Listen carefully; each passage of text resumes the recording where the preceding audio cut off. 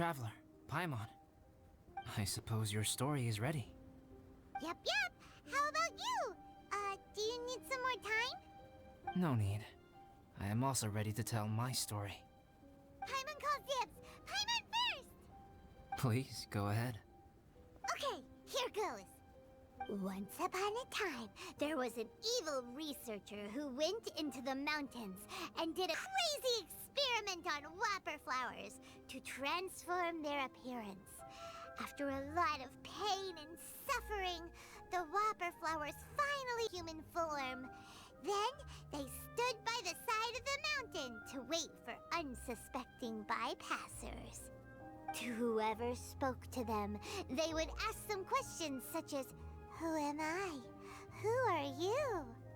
If the bypasser got the wrong answer, the last they'd make would be a yelp before the whopper flower ate them alive in one bite.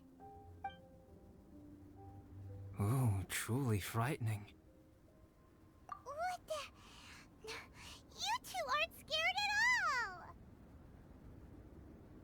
Don't go nitpicking, okay? If you didn't like the story, go write your own!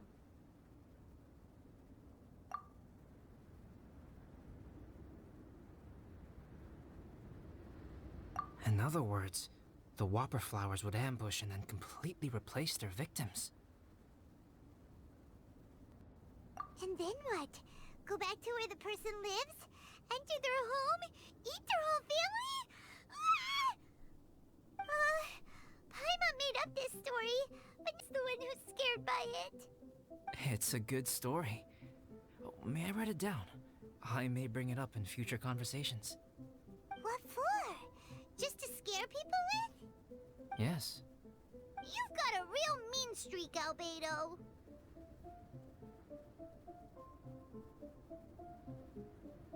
Mine is a little longer than yours. It starts with an alchemist. Great alchemist once created Subject 1. Subject 1 was her proudest achievement, and successfully blended into human society. No one ever would have thought that this friend of theirs was in fact a synthetic human. However, unbeknownst to Subject 1, the alchemist had tried the same experiment many times before he had come into being. Some of the rejects from failed experiments had been discarded, but had not died. Subject 2 was one such failed experiment.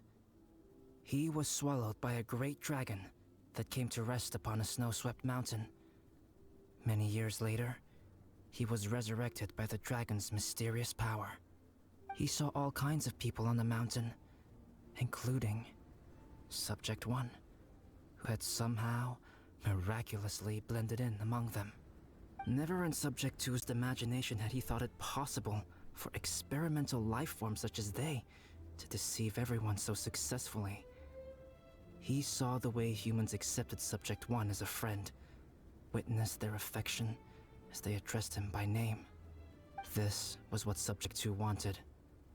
Now, all that Subject 2 desired was to replace Subject 1 and take the joy of his existence for himself.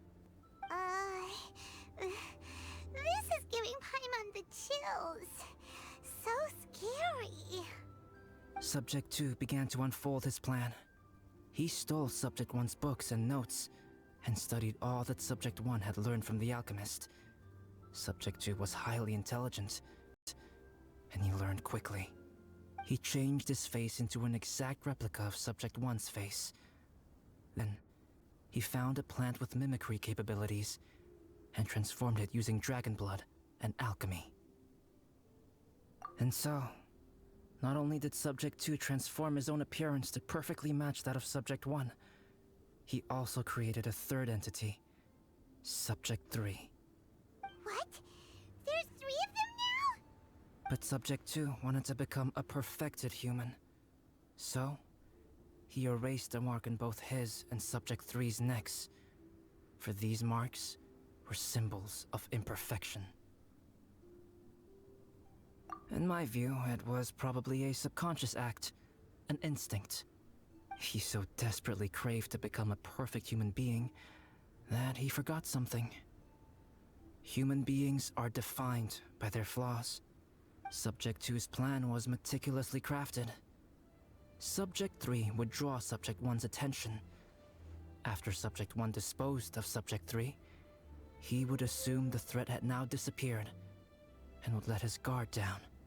The next moment that Subject 1 was alone, Subject 2 would make his move. He would eliminate Subject 1 and become the only one remaining. He would secretly replace the Subject 1 of everyone's memories and inherit his identity, residence, clothing, sword, name, and friends. People would have no idea that the individual they knew had become somebody else from one day to the next. This is way too scary. Paimon's never gonna be able to trust anyone again. But just before Subject 2 could carry out his plan, a unique stranger entered the mix. Subject 2 tried to make contact with this person, but found that they could somehow sense he was different from Subject 1. What's wrong? Are you scared? What happened then? What happened to the stranger? He became a new stage in Subject 2's plan. One more person that Subject 2 had to dispose of. It's as if there were 3 identical roses in the garden. Only one of the 3 was a fine specimen, while the other 2 were defective specimens that bore poisonous thorns. In all the world, only the gardener who tended to them could tell which was the good specimen. People do not like poisonous plants. Only a perfect rose can fetch a high price. If the inferior specimens wanted to conceal the fact of their worthlessness, they would have to take the gardener out of the picture, using their poisonous thorns. This is exactly what Subject 2 was thinking. So, he hid in the shadows and waited patiently. Maybe soon, he would get his chance to become truly human.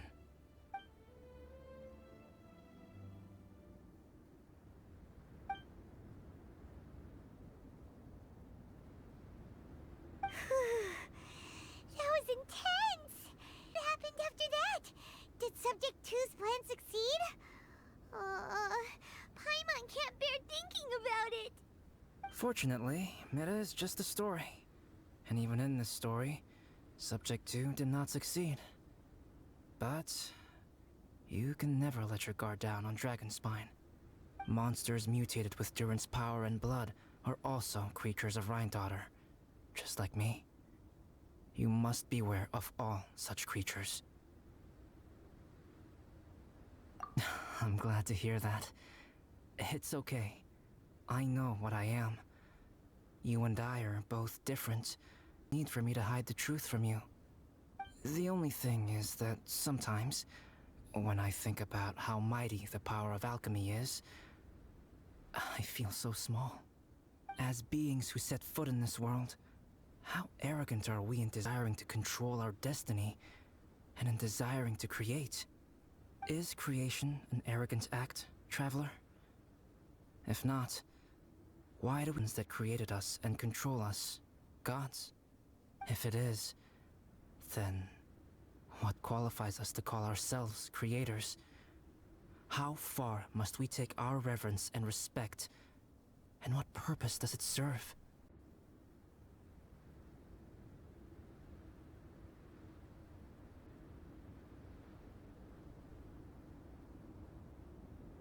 Nothing special, but whenever I think about it, I feel a twinge of grief.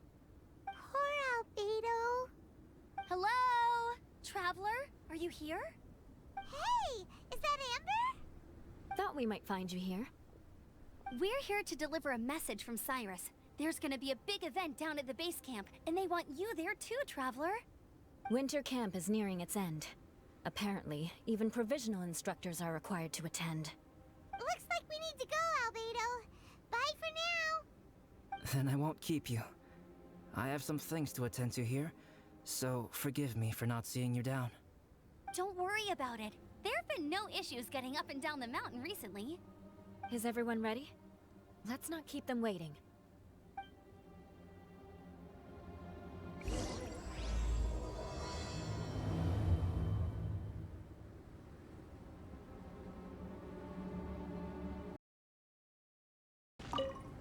Go ahead.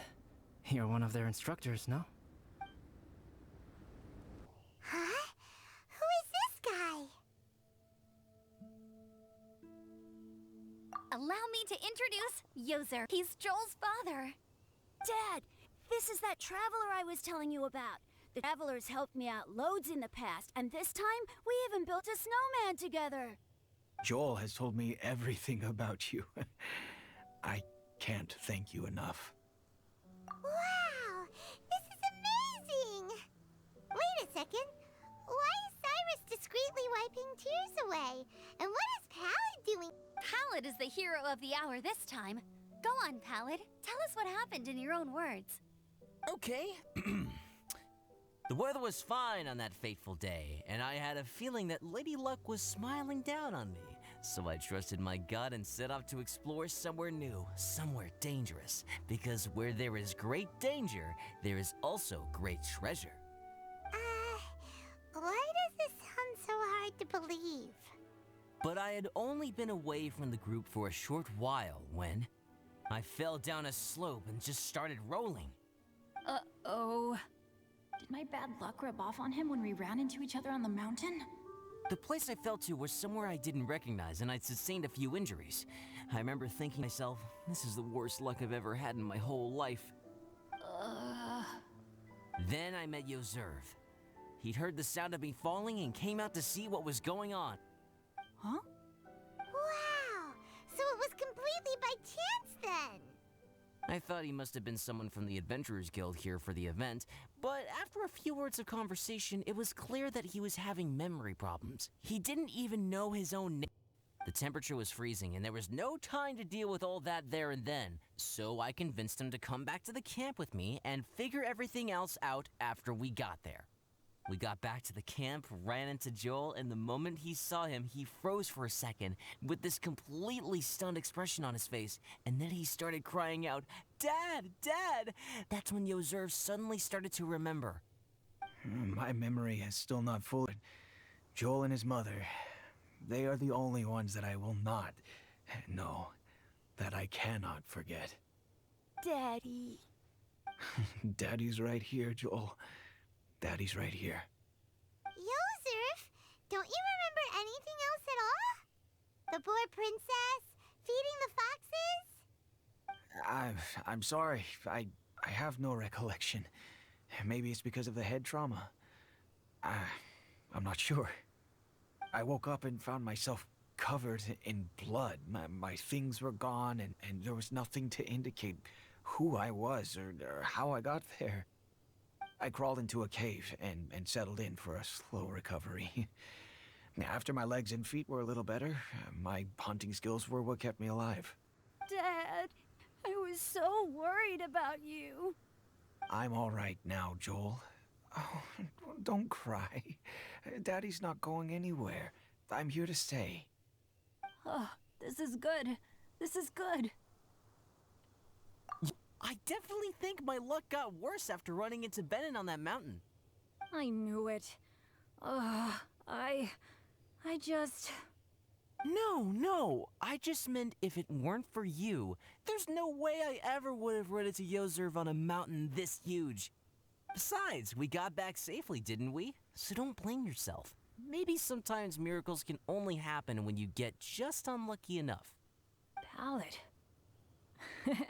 When did you become such a smooth talker, huh? Am I? I was just telling the truth. Oh, yeah. I want to say thank you to the Traveler, Uncle Cyrus, Auntie Eula, and Auntie Amber. Thanks, everyone. You all helped look after me, and I will always remember it. But I guess I can't take the snowman with me, or it'll melt once it leaves Dragonspine. It's such a shame. Oh, I can help with that. One moment. Huh? Eula? Here, take this. It's powdered rime. Just add it to your snowman, and it will never melt. Wow! Really? Oh, this is awesome! You're the best, Auntie Eula! Dad, I have an unmeltable snowman now! How cool is that? How how can I ever repay you all? Thank you all. Thank you from the bottom of my heart. Dad, I want to go move the snowman. Can we do it now, please? Okay, I'll be leaving with Joel now. I'm sure I'll see you all another day. Very well, very well. It's time for Pallet and I to have another discussion concerning his breaches of adventurer discipline. Huh? But Cyrus, I think I kind of made up for my mistakes this time, you know? See you guys! Oh, I made this number. Think of it as a winter souvenir. Aw, are you sure? This must be really important to you. Come on now, just take it. No need to make such a fuss. Wow! Now our snowman won't melt either! Great! You're welcome. Just keep it, that's all I ask. Amber and I have some business to attend to now. See you later. See you! Everyone's gone. Seems like they've all got their own stuff to do now. Oh! You know what? We've been on Dragonspine all this time, and somehow Paimon still forgot to ask Albedo about how to make a fruit juicifier machine that can keep the juice fresh. Maybe we should try Timaeus again. He does seem pretty eager to please after all.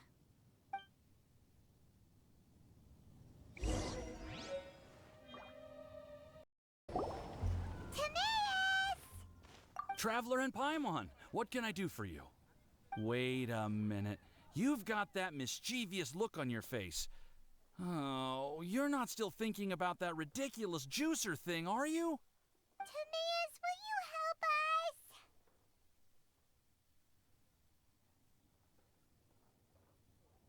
help us? Well, if the Traveler isn't really interested, then, yeah, maybe I'll give this one a pass. It's just the weirdest request ever. No, but Paimon's Sunsetias are gonna go to waste without it. And the time it would take me to research something like that, I could probably pick those Sunsetias again 10 times over. New research project, Timaeus? We meet again. Oh, Albedo, thank goodness. So the situation is, Paimon wants a machine that can turn fruit into juice and keep the juice fresh. I mean, surely it's... Majorly important, that's what it is. If you can manage to invent this, we'll never have to worry about fruit going bad ever again. That's impossible.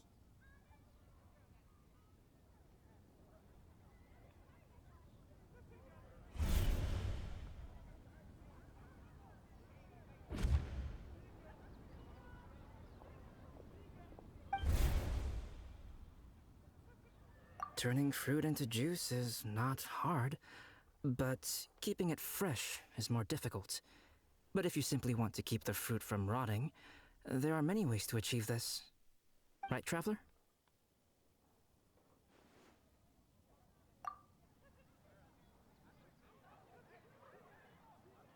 What about his neck?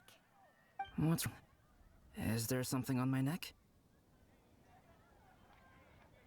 From the look on your face, it's as if you thought I just played a practical joke on you that was in exceedingly poor taste.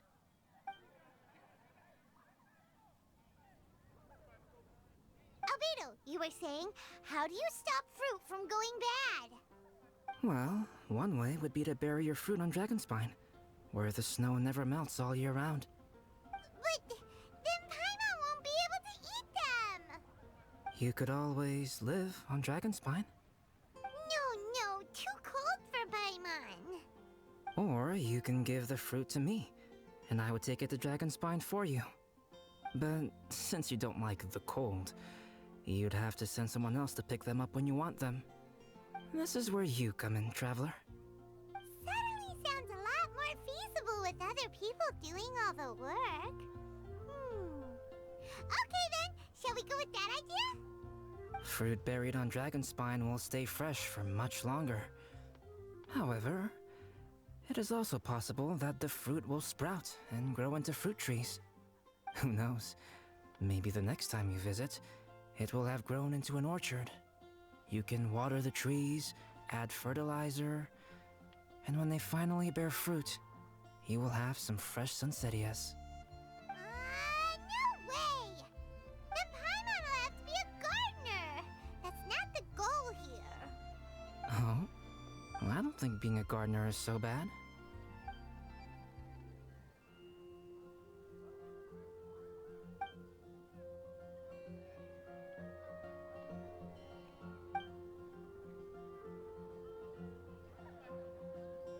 Albedo! Stop trying to get your hands on Paimon's super sweet Sunsettias! It bothers you, does it? Of course it bothers Paimon! They are the rarest, super duper sweetest Sunsettias ever! And they're not for you! Okay, but they're just Sunsettias. I think you're only so attached to them because you don't have much fruit of this quality in your possession. When someone's pockets are full and their spirit is fulfilled, they don't easily fall prey to this kind of yearning.